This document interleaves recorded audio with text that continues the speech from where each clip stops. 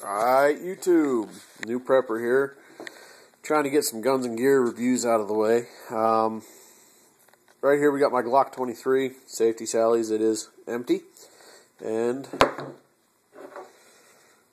mag is empty. Yeah, I know I said a horrible, evil word to most people, Glock. Unfortunately, I like them. They fit my hand well. They sight nice for me, and they're concealable.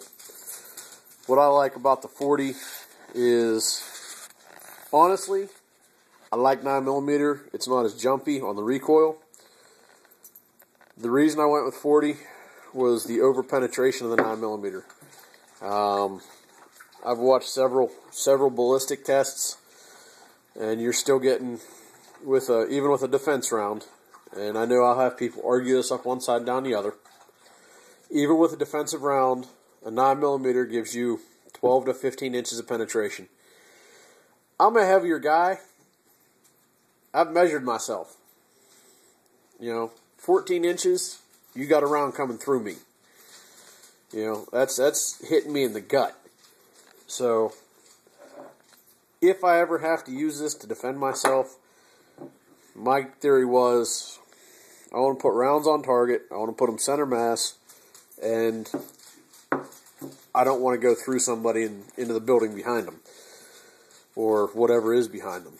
And I know you're big four, know what's behind you're shooting at, but, that's, as I see it, that's for a miss.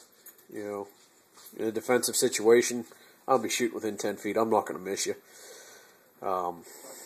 If not, I'm going to be right up on you and going from the hip, and as I'm drawing. But like I said, I wanted the 40 for a simple fact. You're not going to have too much over penetration, and it's going to do a lot of damage on the way through, especially with right now I'm running Winchester bonded jacketed hollow points. I've run Hornady critical defense. Ammo reviews will come later. This is just getting the gun gear out of the way.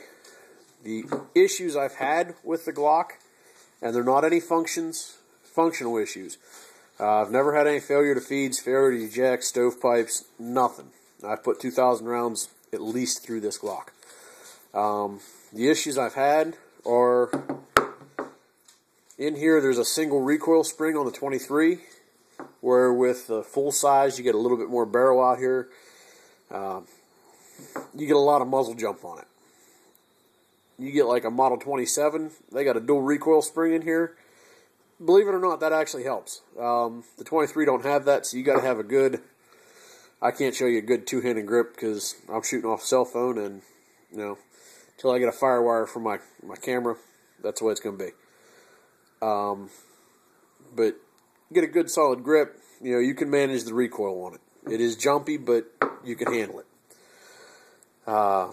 Like I said, if you got small hands, Glocks are going to be uncomfortable, but I got a big hand. I mean, you can see I'm clear out past the end of the trigger guard there.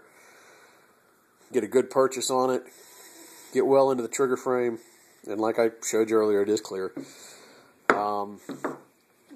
Another issue isn't with the guns themselves. They're with the polymer mags. And you can see right here how this one's gotten to be smooth. If you buy brand new mags, I suggest sit and do that with them. Smooth them, get a little bit of dry silicone, otherwise they will not drop free. And that can be a pain. Especially when you're trying to run drills at the range and you hit your mag release, and as you can see, I've got these ones worked in pretty well. They don't drop, and then you're fumbling with them. I hate to say it, I don't want to end up dead because I had a slow reload and the guy that was shooting at me was shooting quicker than I was. Other than that, I've had no trouble with it. It's just a lot of muzzle jump because of the recoil spring. And polymer mags, they stick. Best bet for that is a little bit of dry silicone and sit there and run them in and out of that mag well for hours on end. Hope you enjoyed. Hope for anybody that's looking at buying a Glock, it was informational. Anybody buying a 40 caliber, hey, go for it.